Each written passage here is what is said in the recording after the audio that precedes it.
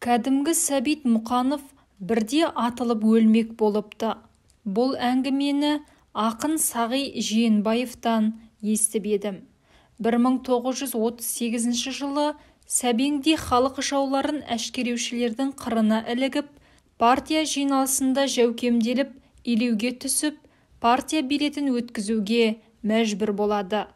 Таққан айыптары халық жауы ретінде ұсталып кеткен Сәкенмен жақын болғаны, абақтыдан босап келген Алаш ордашыл, ұлтшыл ақын Мағжанға қол ұшын бергені тағы да басқа.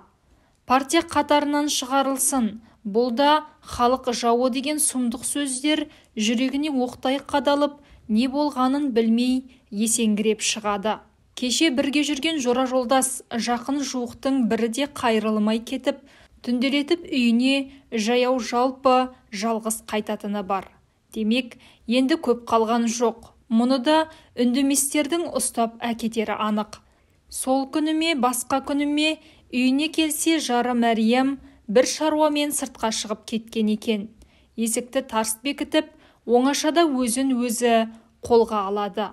Партия жолынан жаза басқан жерің бар ма, Сәбит деген сұрақты өз-өзіне қойып, бүкіл өткен өмір жолын көз алдына келтіріп, сүзгіден өткізеді. Қай жерде қателестім? Бәрі көз алдында. Жетім бала, батырақ, большевик, пролетар, чон отряды, кәмпеске, колхоздастыру, оқу, әдебиет майданы. Кеңес азаматының өмір жолы. Бәрі дұрыс сияқты. Қай тұстан мүлт жібердім. Мүлт кеткендей жері жоқ секілді. Халық жауы болатындай, өзім жан-тәніммен берілген бүкіл одақтық коммунистік партиясының саясатына қайшы келетіндей ненде қателік жасадым екен? Жоқ, еш қателікте жібермегенге ұқсайды. Ендеше өзім жан-тәніммен беріліп имандай сенген партияма, өз қолыммен құрған кеңесімнің өкіметіне, туған халқыма жау болып қалай өмір сүрмекпін? Бүйткен тірлігімде не мән қалды? Қатты ойланды, қатты қиналды. Маңдайдан тер шықты. Көзі ашық суырмада жатқан, чон заманынан келе жатқан маузеріне түсті. Санасы сапырылысқан ой. Басқаныкі басқа, ал нағыз кедей таптың өкілі, жалшылардың жыршысы кәдімгі Сәбит Мұқанов қалайша халық жауы болмақ? Мүмкін емес. Партиясыз өмір ме? Бүйтіп халық жауы болып өмір сүргенше атылып өлгенім артық шығар. Сәбит Мұқанов маузерді қолына алып, сызып жазған жазуын оқыды. Өз аты жөні. Саусағымен сипап қойды да сөредегі кітаптарына, үстелде жазылып жатқан қағаздарына қарады. Іштей қоштасты.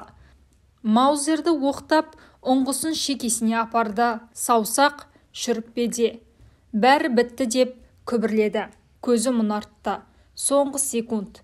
Шүріппені енді баса бергенде кенет, сол бір сәтте көрші бөлмеде ұйықтап жатқан кішкентай сәбиі шыр етіп жылады. Оқыс үннен селкетіп қолындағы маузері түсіп кетті. Балажан Сәбең жылаған нәрестеге жалмажан қалай жүгіргенін өзде білмей қалды. Бесіктегі баланы қолына алып, жұбатып отырып өлім туралы ұмытып кеткендей болды. Сәбиі тыншып ұйықтағанда өз бөлмесіне қайта оралған соң, Сәбеңнің енді өлгісі де келмей қалып еді. Оқпанында оғы қалған мұздай маузер атылмаған күйі қайтадан суырмаға салынды. Солайша бесігімде тап деп жатқам деп жазатын өз жүрегіне өте жақын, жанындай жақсы көретін партбилетінен тірідей айырылған Сәбит Мұқанов сол әрі-сәрі күйде бір жылға жуық уақыт сергелдеңмен жүріп, құр сүлдері қалды. Жанына ешкім жоламай, жалғыздық азабын тартты.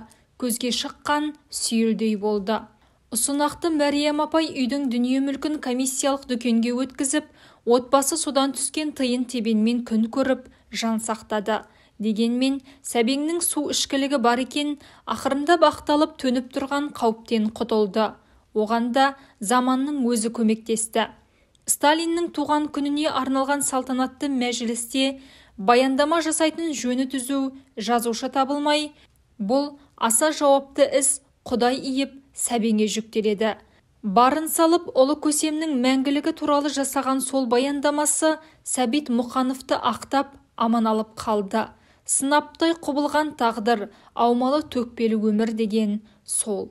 Түркменстанда қазақ әдебиеті мен өнерінің күндеріне қатысып, қайтар жолда күн ашылмай, бір қаланың аэропортында бірер сағат тұрыңқырап қалдық.